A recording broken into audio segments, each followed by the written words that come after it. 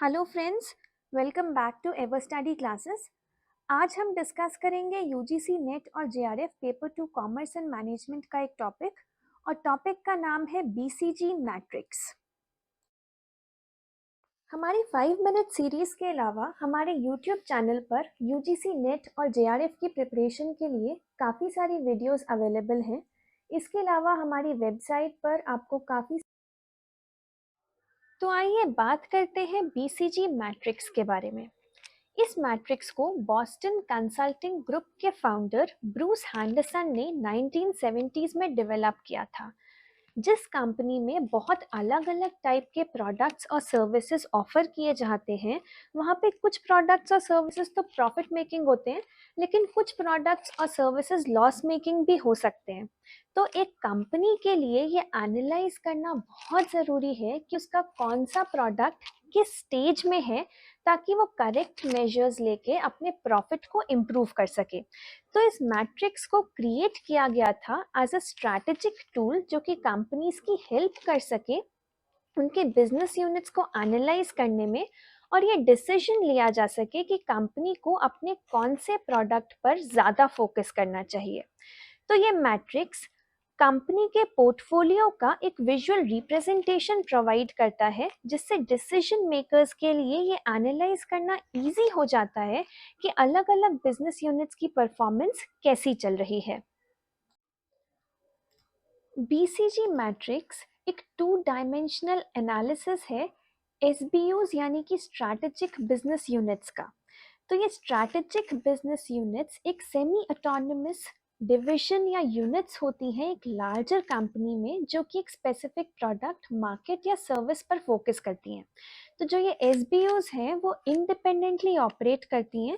इनकी अपनी अलग स्ट्रैटेजी, कंपेटिटर्स और परफॉर्मेंस मेट्रिक्स होती हैं, लेकिन वो अपनी पेरेंट कंपनी के ओवरऑल ऑब्जेक्टिव्स के साथ अलाइंड होती हैं। तो हम ये कह सकते हैं कि बीसीजी मैट्रिक्स हमें कंपैरेटिव एनालिसिस प्रोवाइड करती है हमारे बिजनेस पोटेंशियल का, और इसके साथ साथ हम अपने बिजनेस एनवायरनमेंट को भी इवैल्यूएट कर सकते हैं। तो यहाँ पर हम दो चीज़ें कैलकुलेट करते हैं, पहला है रिलेटिव मार्केट शेयर और दूसरा है मार्केट ग्रोथ रेट। तो अगर आप इस मैट्रिक्स में भी देखें तो आपको ये दिखेगा, जिसके बेसिस पे इन्होंने 4 डिविजन्स प्रोवाइड की हैं। इन 4 डिविजन्स को हम नेक्स्ट स्लाइड में डिटेल में डिस्कस करेंगे। तो एक higher relative market share indicate करता है एक स्ट्रॉन्गर पोजीशन, जो कि हम कैलकुलेट करते हैं स्ट्रैटेजिक बिजनेस यूनिट की sale this year divided by leading competitor sale this year.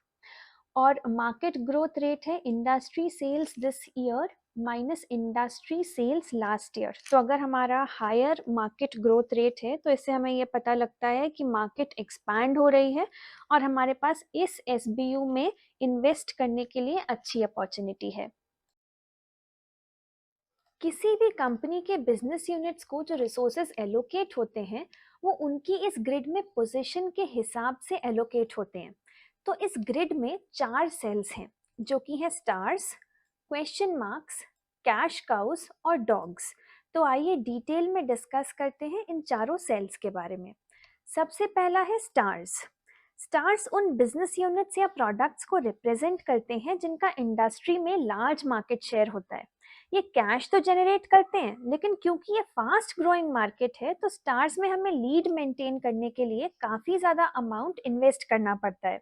जैसे कि जब आईफोन लॉन्च हुआ था तो वो स्मार्टफोन इंडस्ट्री के स्टार सेगमेंट में था, और ये लीड मेंटेन करने के लिए एप्पल ने नई टेक्नोलॉजीज, मार्केटिंग और इंफ्रास्ट्रक्चर में काफ़ी ज़्यादा अमाउंट इन्वेस्ट किया है। इस ग्रिड में नेक्स्ट आती हैं कैश काउज।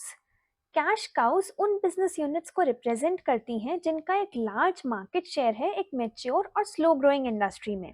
यहाँ पर हमें काफ़ी कम इन्वेस्टमेंट की ज़रूरत होती है, फिर भी यहाँ से इतना रेवेन्यू जनरेट हो जाता है कि हम बाकी बिजनेस यूनिट्स में इन्वेस्ट कर सकें, जैसे कि क्लासिक कोक या फिर कोका कोला।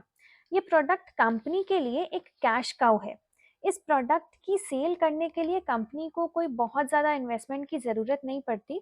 हाँ, ब्रांड इमेज मेंटेन करने के लिए थोड़ा बहुत इन्वेस्टमेंट तो करना पड़ता है, लेकिन उससे इतना रेवेन्यू जनरेट हो जाता है कि बाकी की जो भी इनोवेशंस कंपनी करना चाहती है वो कर सकती है और बाकी के बिजनेस यूनिट्स को सपोर्ट भी कर सकती है। इस ग्रिड में नेक्स्ट है हमारे पास क्वेश्चन मार्क्स। ये उन बिजनेस यूनिट्स को रिप्रेजेंट करते हैं जिनका हाई ग्रोथ इंडस्ट्री में रिलेटिवली लो मार्केट शेयर है। इन यूनिट्स में पोटेंशियल तो होता है, लेकिन अभी ये मार्केट में डोमिनेंट नहीं है और अपनी एक स्ट्रॉन्ग पोजीशन मेंटेन करने में काफ़ी सारे चैलेंजेस फेस कर रहे हैं। यहाँ पर क्वेश्चन मार्क से हमारा मतलब है उन बिजनेस यूनिट से जिनका फ्यूचर अनसर्टेन होता है। ये ग्रो करके स्टार्स भी बन सकते हैं या फिर मार्केट में फेल भी हो सकते हैं, जैसे कि वर्चुअल रियलिटी स्टार्टअप्स जैसे वीआर हेडसेट्स। ऑल्दो वीआर की इंडस्ट्री में काफ़ी ग्रोथ हो रही है, लेकिन इन स्टार्टअप्स का मार्केट शेयर थोड़ा कम है as compared to Oculus which is owned by Facebook. Next category है हमारे पास डॉग्स। डॉग्स उन बिजनेस यूनिट्स को रिप्रेजेंट करते हैं जिनका लो ग्रोथ मार्केट्स में वीक मार्केट शेयर होता है। ये यूजुअली अंडर परफॉर्मर्स की कैटेगरी में आते हैं और कंपनी के लिए लाइबिलिटी होते हैं, जैसे कि ट्रेडिशनल लैंडलाइन फ़ोन्स। आजकल सेल फोन्स के आने के बाद लैंडलाइन फ़ोन्स की डिमांड बहुत कम हो गई है। तो जो कंपनीज आज भी ऐसे फ़ोन सेल कर रही हैं उनके पास फ्यूचर ग्रोथ के लिए पोटेंशियल बहुत ही कम है। तो हमने डिस्कस किया बीसीजी मैट्रिक्स के बारे में, तो आइए अब उसकी कुछ लिमिटेशंस भी समझते हैं। बीसीजी मैट्रिक्स में हमने देखा कि सब जगह लो मार्केट शेयर या हाई ग्रोथ रेट की बात हो रही है, लेकिन मीडियम की तो कोई बात ही नहीं हुई। एक्चुअल में बिजनेस मीडियम में भी तो हो सकते हैं, तो इससे हमें ट्रू नेचर नहीं पता लगता बिजनेस का। इस मॉडल में मार्केट क्लियरली डिफाइन नहीं है। ग्लोबल और लोकल मार्केट में सेम ही प्रोडक्ट अलग अलग ग्रिड पर हो सकता है, तो ऐसे में कंपनी डिसीजन कैसे लेगी? हाई मार्केट शेयर का मतलब हमेशा हाई प्रॉफिट्स नहीं होता, हाई कॉस्ट भी उसके साथ एसोसिएटेड होती है। बीसीजी मैट्रिक्स में प्रॉफिटेबिलिटी के सिर्फ दो इंडिकेटर्स बताए गए हैं, जो कि है ग्रोथ रेट और रिलेटिव मार्केट शेयर। लेकिन और भी कई सारे इंडिकेटर्स होते हैं प्रॉफिटेबिलिटी के, जिन्हें इस मॉडल में कम्प्लीटली ओवरलुक किया गया है। कभी कभी ऐसा भी होता है कि डॉग्स कैश काउ से ज़्यादा रेवेन्यू जनरेट करते हैं, लेकिन इस मॉडल में ऐसा कुछ भी डिस्कस नहीं किया गया है। और जो ये फोर सेल्ड अप्रोच है ये काफ़ी ज़्यादा सिंपल है। एक्चुअल में डिसीजन लेना इतना सिंपल नहीं होता, रादर ये एक कॉम्प्लिकेटेड प्रोसीजर होता है। आई होप आज का टॉपिक आपको अच्छे से समझ में आया होगा। ये है आज के टॉपिक पर बेस्ड आपके लिए एक प्रैक्टिस क्वेश्चन। आप इसे अटेम्प्ट करिए और आपके जो भी आंसर्स हैं हमें कमेंट सेक्शन में बताइए। Thank you so much for watching this video. Please like, share and subscribe.